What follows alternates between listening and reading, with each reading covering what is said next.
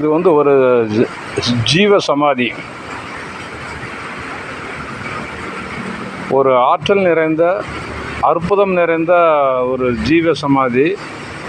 சாமியோட பேர் என்ன பேர்னா செண்பக சுவாமிகள். நாங்கள்லாம் சின்ன பையங்களாக இருக்கும்போதெல்லாம் பார்த்துருக்கோம், இந்த சாமியெல்லாம் பார்த்துருக்கோம். நம்ம வீட்டுக்கு, நம்ம தெருவுக்கு எல்லாருமே வருவாங்க. இங்கே தான் ஜீவ சமாதி ஆகியிருக்காங்க. வந்து சிவனடியார், அவர் ஒரு பெரிய சிவனடியார். இந்த இடம் எங்கே இருக்குது அப்படின்னு கேட்டிங்கன்னா, குற்றாலம் டு குமார கோயில். குற்றாலம் டு குமார கோயில் இடையில வந்தீங்கன்னா லெஃப்ட் சைடில் அவருடைய சிவ சமாதி இருக்குது. வந்தீங்கன்னா தரிசனம் பண்ணிட்டு போங்க. ரொம்ப அமைதியான சூழல். சுற்றிலும் குமார கோயில் உள்ள ஆறு. அற்புதமான ஒரு இடம். வந்து பாருங்கள். சின்ன வயசுலேயே இருந்து வணங்கப்பட்ட சாமி.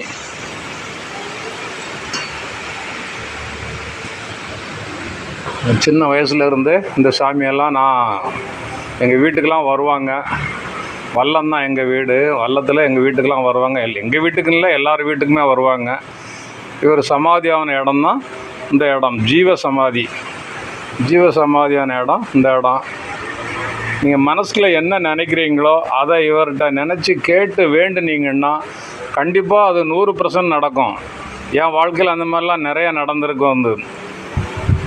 அந்த மாதிரி ஒரு அற்புதமான ஒரு ஜீவ சமாதிட்டு தான் இப்போ நம்ம நின்றுக்கிட்டு இருக்கோம். இப்போ நான் பேசுகிறது கூட அவர் கேட்டுக்கிட்டு தான் இருப்பார். ஏன்னா எனக்கும் அவருக்கும் நான் சின்ன பையனாக இருக்கும்போதே என்னை மண்டையிலெல்லாம் நிறையா டைம் குட்டியிருக்காரு. இந்த சாமிஜி இங்கே தான் ஜீவ சமாதி ஆகியிருக்கார். நிறைய பேர் வருவாங்க போவாங்க. உங்களுக்கு ஒரு சமயம் பாருங்கள். பார்த்து உங்களுடைய வேண்டுதல் என்னன்னு அவர்கிட்ட வேண்டி கேட்டுக்கொள்ளுங்க. அது நடக்குதா நடக்கலையாங்கிறது ஒரு வருஷத்துக்குள்ளே அந்த வேண்டுதல் கண்டிப்பாக நடக்கும். உறுதியாக சொல்கிறேன், நிச்சயமாக சொல்கிறேன். ஏன்னா நான் இதில் அனுபவப்பட்டவன். என்ன, அதனால் நீங்கள் எல்லோரும் ஒரு தடவை ஒரு ட்ரிப்பு வாங்க. இந்த ரூட்டில் வாங்க. எல்லாருமே இந்த ரூட்டில் வரக்கூடியவங்க தான். இந்த சமயம் வாங்க. இங்கே பூஜை பண்ணுறதுக்கெல்லாம் தனி ஆட்கள் இருக்காங்க. பெரும்பாலும் சிவனடியார்கள்லாம் இங்கே நிறைய பேர் வருவாங்க. சின்ன ஸ்தலம்தான், ஆனால் நைட்டெல்லாம் தங்குறதுக்கெல்லாம் வாய்ப்பு அவ்வளோ கிடையாது. பௌர்ணமி, அமாவாசை பூஜைகள்லாம் இங்கே நடக்கும். என்ன, அவருடைய ஜீவ சமாதி உள்ளதாக இருக்குது.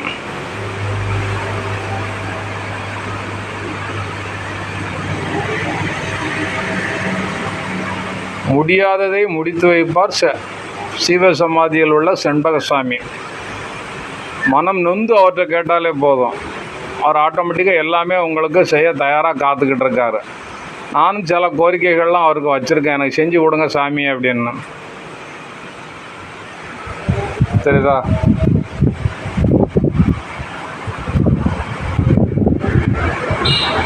இந்த சன்னிதானத்தில் இருக்க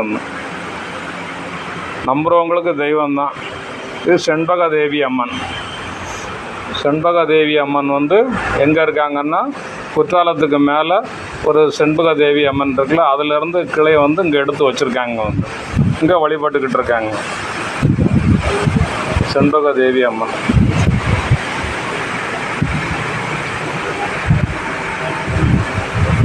செண்பக சுவாமிகள். நமஸ்காரம், நமஸ்காரம், நமஸ்காரம். வரக்கூடிய பக்தர்களுக்கு நல்ல முறையில் ஆசி வழங்க வேண்டும் சுவாமி அவர்களே.